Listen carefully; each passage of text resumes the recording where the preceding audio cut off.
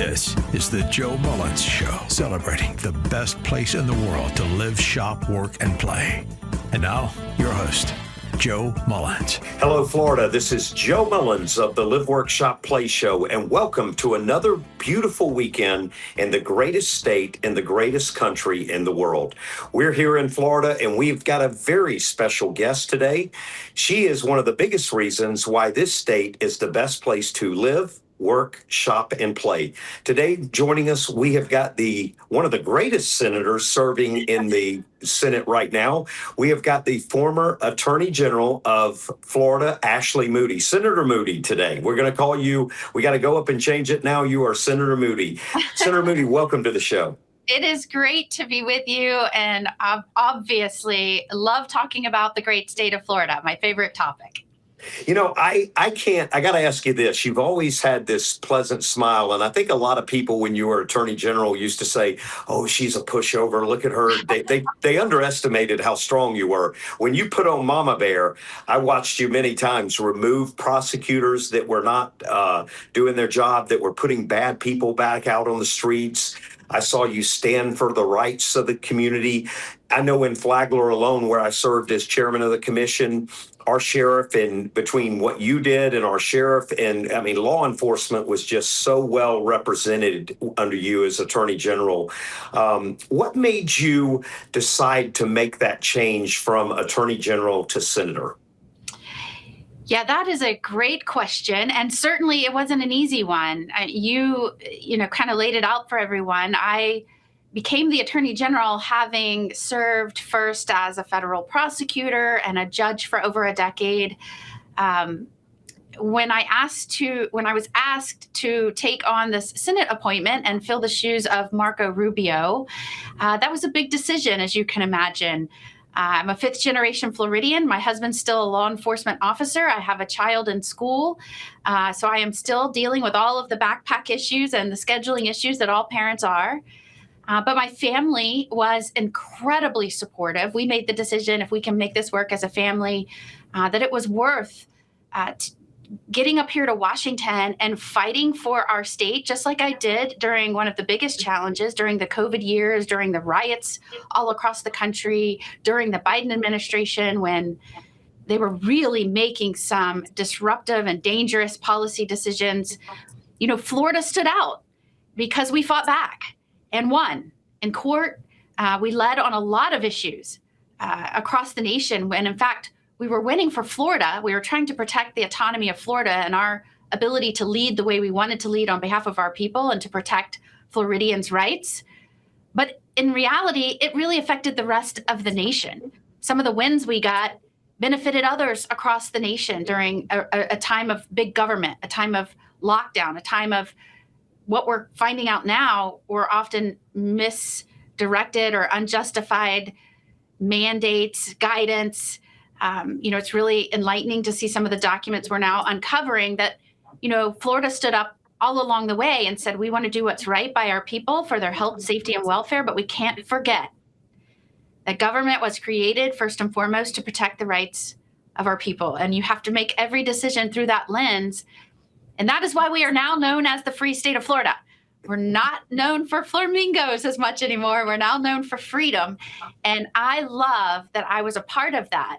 And because of those successes, so many people have wanted to move here, and not just folks that want to start a business or raise their family or retire to Florida. Even our first responders, our heroes, are moving from other states where they're not appreciated, moving into the ranks of law enforcement in Florida. And I was so proud to be a part of that. And I think it's really what has set Florida up to now lead in so many areas, from entrepreneurship to education to tourism. I can go on and on. It truly is the Florida way. And when I got to Washington, one of my biggest goals was to make sure I was fighting up here for the same things we were fighting in Florida at the time, pushing back on big government, making sure we were protecting safety and rights of people. That is common sense. That is what has made this the greatest nation on earth. And I am one of the loudest, most persistent voices on that subject here in Washington, and we're already showing great success. I say that smile, I tell people, don't let that smile fool you. She's got a strike to her if you do something wrong. And, one thing I'll say as commissioner, we got to serve at a very special time in Florida, like you were saying, when COVID hit. I was traveling around to the national committees, and counties all over the country were begging for money. They were begging for saying that they didn't have revenue to be able to pay the bills. And they looked at me and they said, I said, just open up and we'll do what we're doing in Florida. And they said, well, we don't want to step over the dead bodies that the media is saying y'all are doing in Florida. And I looked at the guy and I said, I just left Florida. I didn't step over any dead bodies. I said, I'll be honest with you. If I did that in Florida, I probably would hurry out and not come back. I said, I'm kind of freaked out about that. But we took a lot of criticism. They attacked us. They attacked our businesses. They attacked my personal family. They started saying we didn't care. And one of the things that made me stand strong as a commissioner was you as Attorney General. I remember running in, talking at events, and you are constantly saying, hey, do not worry about what they say. Do not worry about them sending letters to us with the governor and talking about removing you guys. You guys are doing the right thing. And I was so confident when I left you that day. I turned around and I said, you know what? We're going to keep our beaches open because we have forefathers that stormed a beach so we can walk freely on them today. And we're not going to let our country hold us back. But that was done because of the leadership y'all had on the state level. We knew you had our back. Yeah, and I used to say when we would see some of the insanity, and you think back and you almost forget that our kids were locked. I say I shouldn't say that. Kids in the nation were locked out of school for years. They shut down entire industries. I had to fight and go to court to open back up the entire cruise industry. It was still closed after a year and a half. They shut down churches. They shut down businesses. They picked which businesses got to keep working and keep their folks employed. I mean, folks were shut up in their homes. They chose not to go be with someone that might have passed. It was really tragic if you think about it. Now that we're on the other side, and what's so interesting at the time, I remember our state was getting so criticized. We even did a grand jury. I was the only, and have still been the only attorney general in the nation to do a grand jury to bring together folks from all walks of life, all political persuasions, just folks coming in to hear the facts. And they found some of the things that I talked about in one of our hearings last week, which was a lot of the guidance that was given out there. At the time, the people giving it knew there was no scientific basis for it. So the same guidance that was keeping businesses closed and schools shut down and folks away from their loved ones, they knew at the time there was not a substantial scientific basis for it. And now we're trying to drill down on that so that we can make sure that that does not happen again. I'm really proud of what Florida was able to achieve. Florida faces the same challenges, the same pressures that every other state faces. The only difference is we always go back to the purpose of government, what government is supposed to be doing, and probably most importantly, what it's not supposed to be doing. And I really have to give it to Governor DeSantis, who really showed strong leadership during that time. I was incredibly proud that he appointed me to this position. Grateful that the president has supported me in my efforts to keep this seat. And boy, I tell you, we haven't backed down. We just got an award about 2 weeks ago for best constituent service in the entire nation after only 1 year in office. That has not been done. And I am incredibly proud to report back to my bosses, who are Floridians, that we have worked on thousands of cases on their behalf. And it's been recognized now by a bipartisan organization to show how hard they're working and how successful they've been in this new role. That's why we started this show, because you guys, we all were back then. And I feel like it's my family. We all got elected the same time. We all kind of got in office in 2018. It was a very special time, but the media, I was shocked when the media didn't portray what was really going on. It was my first opportunity to see how the media will take the great things like you do, the governor did, we did on a local level, and turn around and spin them to something negative, and really creating people to be very angry back then using that virus.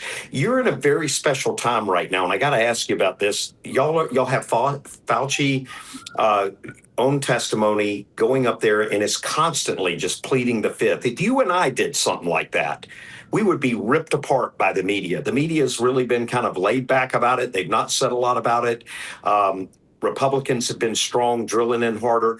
What do you feel when you're sitting up there and you know the impact this man had on the world? Not just the country, but the world. What do you feel up there when he starts pleading the fifth and not giving answers that the people of Florida and the people of the United States so truly deserve? Yeah, again, I have a strong faith, and I am led by that. I love serving in this role because I truly, truly, truly feel like it uses everything in my background, from my time as a prosecutor, a judge, attorney general. I get to bring that with me, not just to committee hearings, but through a lens when I am voting on behalf of Floridians on any issue. And I'll tell you, it was incredibly frustrating, yes, to watch him plead the fifth 111 times. Wow. But what was most frustrating for me was listening to every single Democrat that came to that hearing tell us why we shouldn't be having the hearing. And pretty much like lighting themselves on fire to prevent us from asking questions of a person who presented himself as the face of science during that time. And we know now that we have his private diary from the time, that many of the things that he was saying publicly was not, in fact, what he was doing, or was not reflective of the information he knew at the time. And we also, so it's not just related to guidance and mandates and whether that was justified or not. And again, in the diary, he criticizes our governor when our governor was asking questions and pushing back out on some of these things that were really oppressing businesses, our economy, our people, our families. And instead of engaging on those things, he just, within his private notes, was calling him names. It was really shocking. But set that aside for a moment. What was really concerning is there's also all of these other things that have happened since then, where there's indication that he may have approved gain of function research, which would have, increased the potency of the virus or the fatality of the virus, and the origin of where that virus began. And he may have had a hand in encouraging a decision or a revelation, one way or the other, where that began. I mean, his role and his potential influence on determining what the origin was, that is relevant to our review of what happened. I don't care what party you're from. Every family that was locked down for months, years of their life probably wants to know that this isn't going to happen again. And the reason we can, let's just say they want to know we will do everything that we can to prevent it from happening again. And the only way you can do that is go back and review what happened. And so to me, it wasn't just that he took the fifth. And yes, there are a lot of people out there that are frustrated and angry, and lives were really, really wrecked. And so I don't blame them for that. But look at the other side of the aisle. Like, how do you come to a hearing in the United States Senate, the place where we are supposed to be the mouthpieces of Americans? We represent the people back home. We owe them transparency. We owe them accountability. The only way they get their questions answered is if I ask them, if we hold that hearing and I ask them. So yes, they want to know, why were these directives and mandates justified? And if they weren't, why did you say otherwise? They want to know, did our country, and specifically you, have a hand in encouraging this type of virus and gain of function? And did you have a hand in influencing the determination of where it came from by our intelligence agencies? Americans want to know that. They deserve to know that. And by darn, our Constitution is set up to make sure they're in charge. Americans, not the government. And so the fact that you had Democrats, senators come in and truly try to shut down, obstruct, complain, throw their hands up that we were even having the hearing, that was what frustrated me more than anything, because it's almost like we have lost a foundation in what we're here to do. And again, that is to be the mouthpiece and the policymakers on behalf of the American people. And I was very disappointed in how that played out. Senator Moody, I come from a medical family. My brother started the largest burn center in the world. My father was part of HCA starting.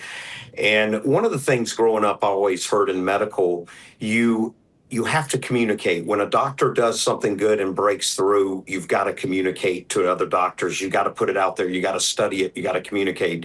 Never in that industry have they said to plead the fifth, not speak about it. It's so crucial we go back to that and we evaluate what happened so it doesn't happen again. I mean, I want our listeners to think about this. You brought up a very valid point. You brought up the stress and the dissension it brought up in our country.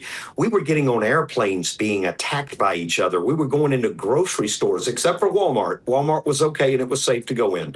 Grocery stores shut down. You couldn't order. I started thinking for a while there, DoorDash created this because they became just a staple now. But, they were one of the saviors to it. We had never seen what DoorDash was before that. We started ordering food because we couldn't go out. I remember in a commission meeting, I got up in the middle of a commission meeting. We had a group of residents come in and say, we don't want to wear this mask. And I had just left D.C. in front of Fauci and his group. And I said, the mask is protecting us from inhaling things, but what's protecting our eyes? It gets just as much germs. They told me, we're not perfect. Sit down. Don't worry about it. Just go with what we're saying. And I felt like, what in the world did they just say to us? So we're in that commission meeting. One of the commissioners gets up and screams for those anti-mask people to be arrested. The fight that broke out in there, I got up and said, you're not going to arrest constituents in our county for voicing their opinion. It was crazy. And then the media, of course, spun it around like these angry anti-maskers came in to risk to endanger everyone's lives. The fear that it put in everyone, and then to have this guy sit up there and plead the fifth, when all we want to do is go back and make sure this doesn't ever occur again, that's got to be pretty upsetting and damaging to us. Yeah, I mean, really looking back on it, some of the stuff I had to litigate, they were trying to mandate that 2-year-olds had to wear masks outside while they played. I mean, again, I think what is necessary is for us to have a full and transparent accountability of what happened, how it happened, and did the government, that by the way, works for the people, did the government handle it the way the people would have expected and wanted and in accordance with the law? And we need to have these discussions over and over until everyone is satisfied that we have closed any loopholes, we've shut down any ability for unjustified mandates and directives to happen in the future, so that we're better in the future, right? So I think one of the reasons I am so glad now, as frustrating as Congress is, as frustrating as the Senate is, and I could read you a list as long as my arm of my grievances with the Senate, there is a motivation, a passion to use all of that we did in Florida and make sure that we're following through to the very end on accountability. And as you know, we just this morning voted out of the Homeland Security Committee to hold Dr. Fauci in contempt for not answering questions. And again, that is on behalf of the American people to try and get to the bottom of this to prevent it from happening again. And I would just say to anyone out there who is in elected office, is in any type of position where they are serving others in their community, elected or not, following through keeping a consistent message and explanation, no matter getting attacked, being called names, whatever comes at you. I think what people want is for folks to just talk to them, give them the facts, and tell them, yes, these are hard problems. These are incredibly challenging decisions we have to make together as a people. And this is why I'm making this decision, or this is why I'm voting this way. This is why I am going after this agency and getting rid of this rule to benefit, these Floridians or this industry within Florida, whatever that may be. I think folks these days just want someone, no matter the incoming, will just keep having these frank conversations with them because we work for them. Now, Senator Moody, what is it like dealing with the Democratic socialists up there? Tell me what it's like dealing in the experiences on that level, the national level, compared to what you've had to deal with in Florida, which really we've kind of suppressed it and it's not as prevalent down here. Well, it's in Florida. I go back to how we started this. Florida is not immune. I just think Florida's done a good job of showing when you approach government in the way government is supposed to function, get out of the way, let people build their lives and build their businesses and provide for their families. Florida has shown that if you just stay true to how government is supposed to function, your state will thrive. And, they don't understand that. In fact, they want the opposite. The DSA, and those that are just listening can't see me, but I'm saying Democratic, with quotes around it, Socialists of America.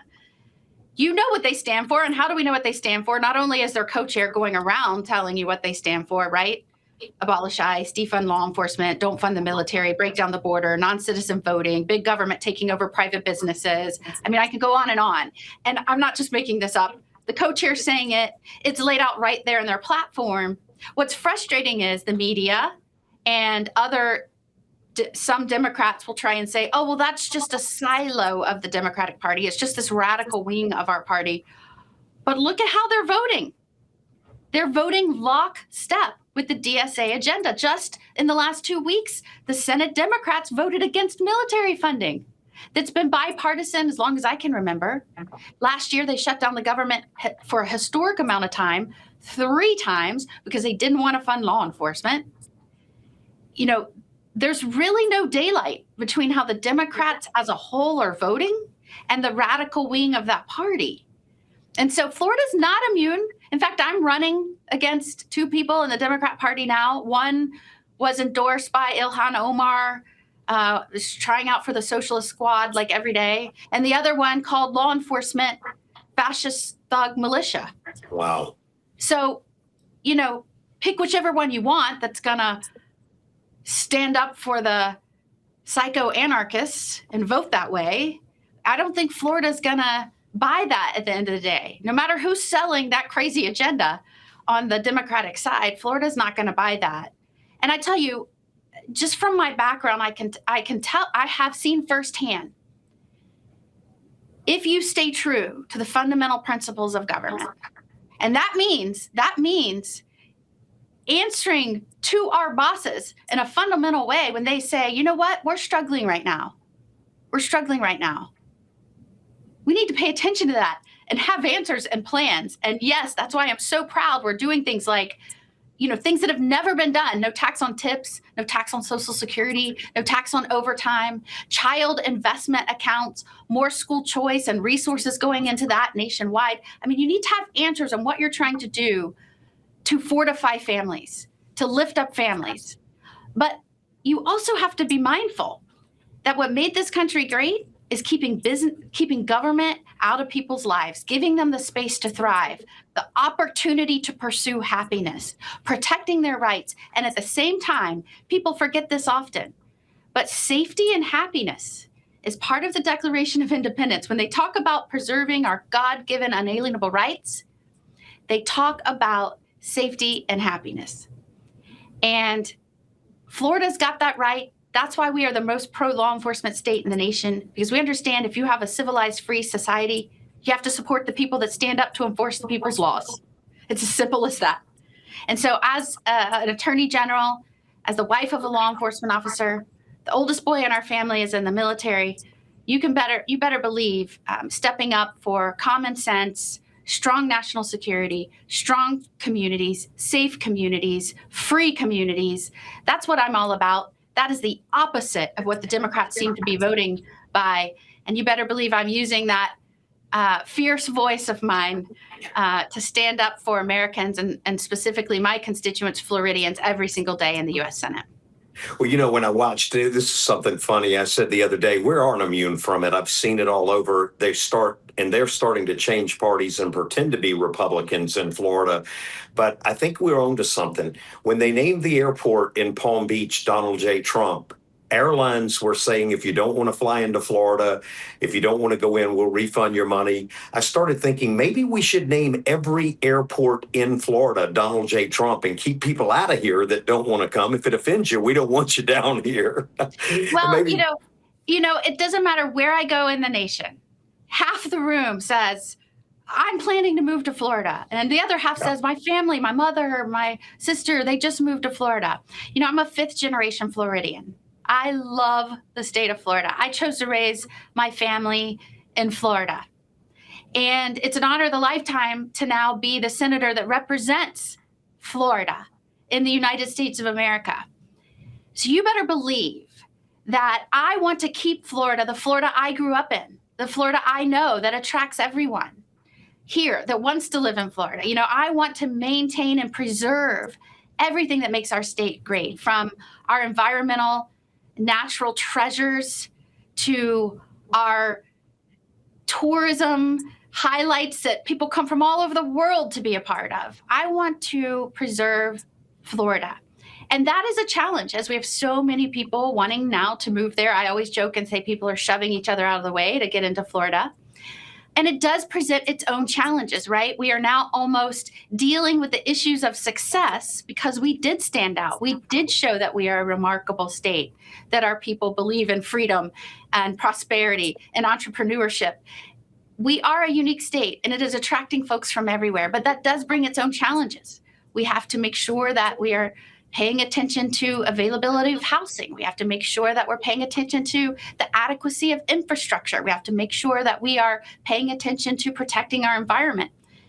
And those are our challenges, yes, have always been there, but I do believe they're heightened when you have a surge of migration like we have seen because of our success. So you have to have leaders that are committed to following up and saying, not only patting yourselves on the back and saying, okay, maybe we didn't get everything perfect, but we tried to make the best decisions we could. And that has led to really enormous success in the state.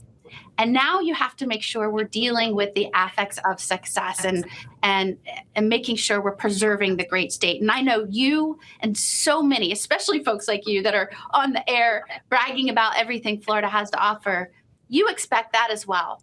I am mindful of that. I think everybody that is now holding themselves out to serve others should be talking about that, because I, like other people around the state, I want to keep Florida, Florida.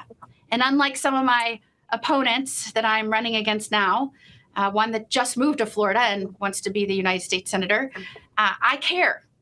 And I want to pass along to my children the same Florida that I grew up in. And that's for the next generation to enjoy all it has to offer. So I appreciate you inviting me on today to talk about what makes our state so great, why everybody is moving there, and some of the reasons we made the decisions that we did during some really challenging times, and how now we're seeing that a lot of those decisions were right, not only in watching how Florida has succeeded, but in some of the evidence that's coming out now. That at the time, maybe we did stand strong and stand strong for a reason. So thank you so much for having me on, and I look forward to getting back really soon. Senator Moody, I want to say this real quick as we wrap up. $2 billion in FEMA funding, $1 billion in military, for Florida military veterans and bases, tax cuts like we've not seen before. You are truly one of the most productive senators we have ever seen in Florida. How can we, our listeners, support and keep you in office real quick? How can they get in touch with your... Thank you so much for asking. It's truly my honor and pleasure to serve. Thank you for recognizing that. When I got here, there were so many outstanding FEMA claims due to Floridians. Yes, almost $2 billion. So proud of some of the work we've gotten done already in reversing regulations, strengthening our communities and our industries in Florida. I hope that folks will go to ashleymoody.com if they want to join some of my coalitions or help out or volunteer in any way on our campaign. We have just under 90 days to go. So it's an important time. It's an exciting time. I can only do this with the help of those back in Florida. So thank you so much for pointing that out. I want to remind our listeners, Senator Moody, thank you for joining us today. Come this Tuesday, we're going to be voting to make sure that we keep strong leaders like Senator Moody in office. We need to get out. We need to vote if you hadn't already. But these are the kind of accomplishments that Florida needs to see to keep it the best place to live, work, shop, and play. Tune in any weekend to see our show. Also on YouTube, The Joe Mullins Show, or you can go to Instagram and view any of our past, present, and future shows. Thank you and have an amazing weekend. And remember, Florida is the greatest state in the world to live, work, shop, and play. Thank you and have a great weekend. You've been listening to The Joe Mullins Show. Find out more and engage with Joe by visiting the website, themullinscompanies.com.